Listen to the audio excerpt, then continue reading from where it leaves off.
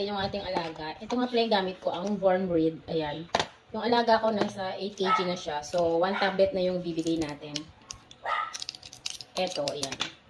Meron siyang 4 na guhit dyan ha, para sa 2.5, 5 kg, 7.5 at 10 kg.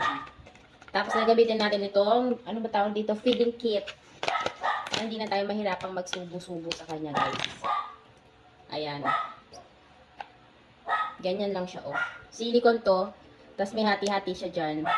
Ayan. Tapos dito mo iipit yung gamots. Tapos bigla niyang lulunukin. Ito yung, ano ha.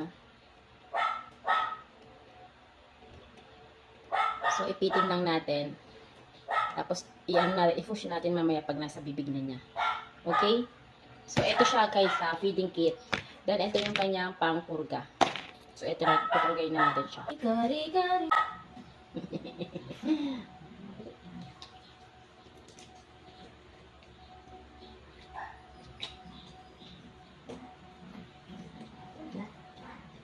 Oh, very good.